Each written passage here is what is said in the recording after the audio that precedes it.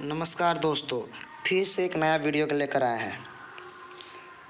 भगवान बाल विकास एवं शिक्षा शास्त्र।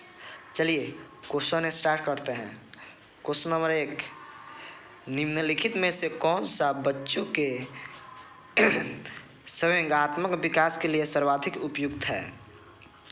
तो क्वेश्चन 1 का जो आंसर होगा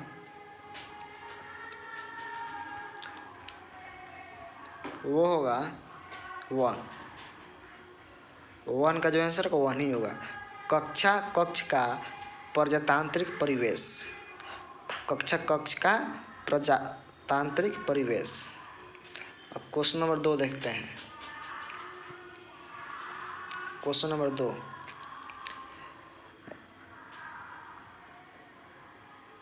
निम्नलिखित में से कौन सा एक उपयुक्त रचनात्मक आकलन कार्य नहीं है? तो जो क्वेश्चन नंबर 2 का आंसर होगा वो होगा 4, विद्यार्थियों का योग्यता क्रम निर्धारित करना। 2 का जो आंसर होगा वो होगा 4। अब क्वेश्चन नंबर 3 देखते हैं। एक प्रभावशाली अध्यापिका होने के लिए यह महत्वपूर्ण है। तो जो क्वेश्चन नंबर 3 का आंसर होगा वो होगा 4, प्रत्येक बच्चे के संपर्क में रहना। 3 का 4। अब क्वेश्चन नंबर 4 देखते हैं। क्वेश्चन नंबर 4, बच्चों के अधिगम को सुगम बनाने के लिए अध्यापकों को एक अच्छे कक्षाई परिवेश का सृजन करने की आवश्यकता होती है। इस प्रकार के अधिगम परिवेश का सृजन करने के लिए नीचे दिए गए कथनों में से कौन सा सही नहीं है? तो जो क्वेश्चन नंबर 4 का आंसर होगा वो होगा 2। क्वेश्चन नंबर 4 का आंसर होगा 2। अब क्वेश्चन नंबर 5 देखते हैं। क्वेश्चन नंबर 5, लड़कों एवं लड़कियों के विषय में कुछ कथन नीचे दिए गए हैं। आपके अनुसार इनमें से कौन सा सही है? तो क्वेश्चन नंबर 5 का जो आंसर होगा वो होगा 2। क्वेश्चन नंबर 5 का आंसर होगा 2। 5 का आंसर 2। लड़कों को घर के कार्यों में सहायता करनी चाहिए। अब क्वेश्चन नंबर 6 देखते हैं। क्वेश्चन नंबर 6, एक बच्चे की कॉपी में लिखने में विपरीत छवियाँ, दर्पण छवि आदि जैसी गलतियाँ मिलती है। इस प्रकार का बच्चा लक्षण प्रदर्शित कर रहा है। 6 का जो आंसर होगा वो होगा 2, अधिगम में असक्ता के यानी क्वेश्चन नंबर 6 का जो आंसर होगा 2 होगा।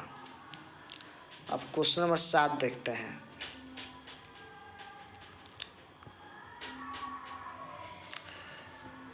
शिक्षार्थियों के ज्ञान अर्जन में सहायता करने के क्रम में अध्यापकों को किस पर ध्यान केंद्रित करना चाहिए?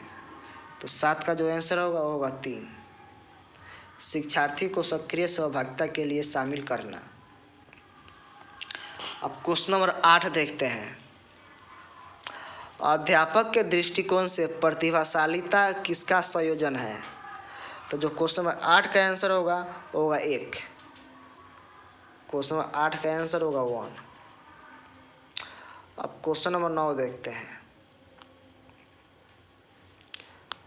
क्वेश्चन नंबर 9,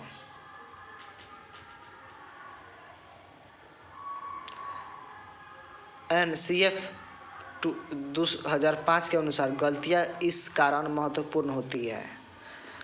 9 का जो आंसर होगा वो होगा 3,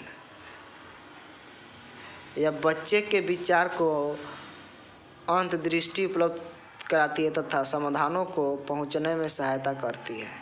तो क्वेश्चन नंबर 9 का जो आंसर होगा 3 होगा। अब 10 पे चलते हैं। आउट ऑफ द बॉक्स चिंतन किससे संबंधित है? तो 10 का जो आंसर होगा होगा 3।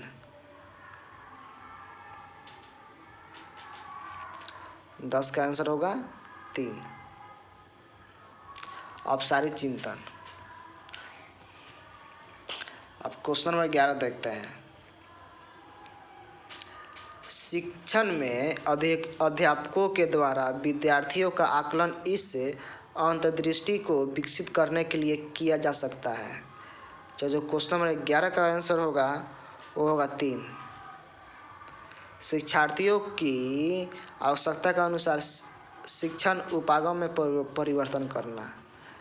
11 का 3 आंसर होगा।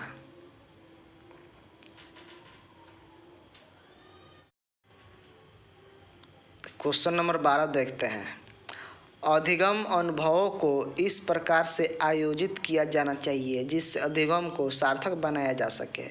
नीचे दिए गए अधिगम अनुभवों में से कौन सा बच्चों के लिए सार्थक अधिगम को सुगम नहीं बनाता है?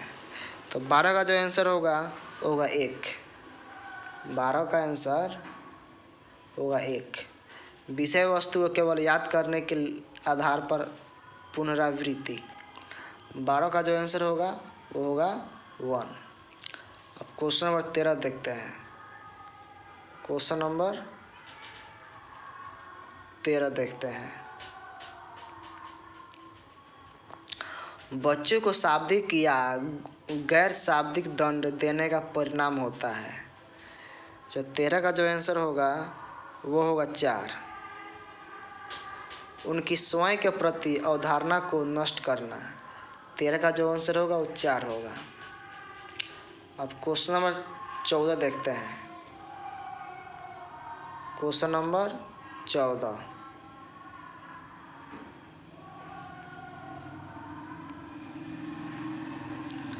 निम्नलिखित में से कौन प्रारंभिक बाल्यावस्था अवधि के दौरान उन भूमिकाओं एवं व्यवहारों के बारे में जानकारी प्रदान करते हैं जो एक समूह में स्वीकार्य है?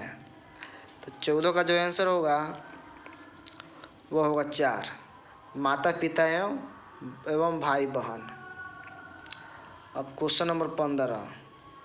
विद्यार्थियों को स्वच्छता के लिए प्रेरित करने हेतु उन्हें स्वच्छता समिति का सदस्य बनाना प्रतिबिंबिता करता है। तो 15 का जो आंसर होगा वो होगा 1। 15 का आंसर होगा 1।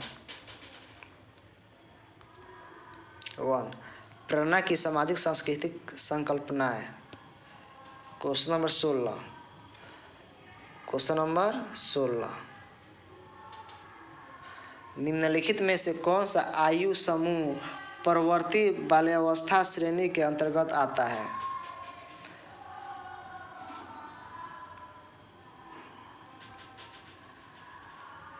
तो 16 का जो आंसर होगा वो होगा 4। 6 से 11। अब क्वेश्चन नंबर 17 देखते हैं। आर्जव तर्क देता है कि भाषा विकास व्यक्ति की नैसर्गिक प्रवृत्ति से प्रभावित होता है, जबकि सोनाली महसूस करती है कि यह परिवेश में प्रभावित होता है। आर्जव और सोनाली के बीच यह चर्चा किस विषय में है? जो 17 का जो आंसर होगा वो होगा 17 का आंसर जो होगा 4। प्रकृति तथा पालन पोषण पर वाद विवाद। Question number 18। Question number 18। अध्यापिका ने ध्यान दिया कि पुष्पा अपने आप किसी एक समस्या का समाधान नहीं कर सकती है, फिर भी वह एक वयस्क या साथी के मार्गदर्शन की उपस्थिति में ऐसा करती है। इस मार्गदर्शन को कहते हैं सहारा देना। यानी कि क्वेश्चन नंबर 18 का जो आंसर होगा वो होगा 4। क्वेश्चन आंसर 18 का आंसर 4। अब क्वेश्चन नंबर 19 देखते हैं। अध्यापिका ने एक कमेटी के प्रधान को सभापति के स्थान पर सभाध्यक्ष लिखा। यह संकेत करता है कि अध्यापिका, जो 19 का आंसर होगा होगा 3, अध्यापिका एक लिंग मुक्त भाषा का प्रयोग कर रही है। 3, 19 का 3। Question number 20। सतत एवं व्यापक मूल्यांकन किस लिए आवश्यक है? तो 20 का जो आंसर होगा वो 4। 20 का आंसर 4।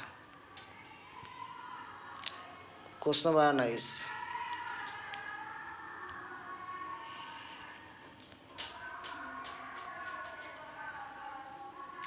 लॉरेंस गोहरबर्ग सिद्धांत में कौन सा नैतिक की अनुपस्थिति को ही अर्थ में सूचित करता है?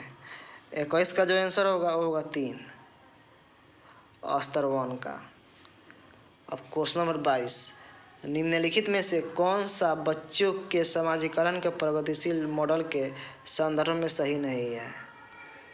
तो 22 का जो आंसर होगा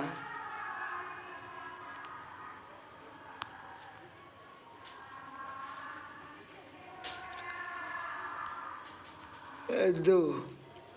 बच्चे विद्यालय में बताई गई बातों को स्वीकार करते हैं चाहे उनकी सामाजिक पृष्ठभूमि कुछ भी हो। अब क्वेश्चन नंबर 23, अधिगम में आकलन किस लिए आवश्यक होता है?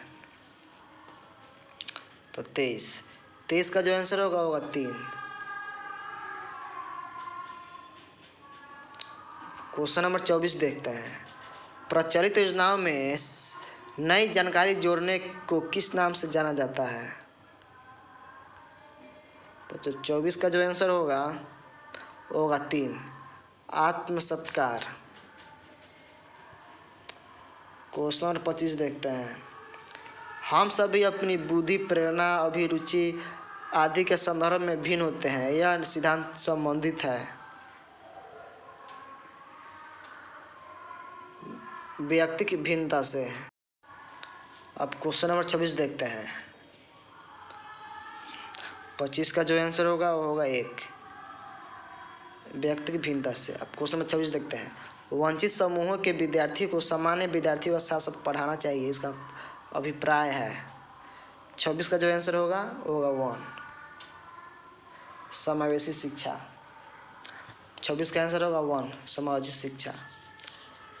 कोई भी नाराज हो सकता है, यह आसान है, परंतु एक भी व्यक्ति के ऊपर सही समय पर सही उद्देश्य के लिए तथा सही तरीके से नाराज होना आसान नहीं है, यह संबंधित है। 27 का जो आंसर होगा 1 होगा, संवेगात्मक विकास से। क्वेश्चन नंबर 28, विकृत लिखावट से संबंधित लिखने की योग्यता में कमी किसका एक लक्षण है? 28 का 1।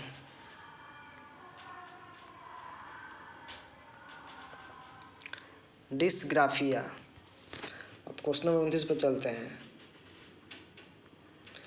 पियाजे के सिद्धांत के अनुसार निम्नलिखित में से कौन सा व्यक्ति के संज्ञानात्मक विकास को प्रभावित नहीं करेगा?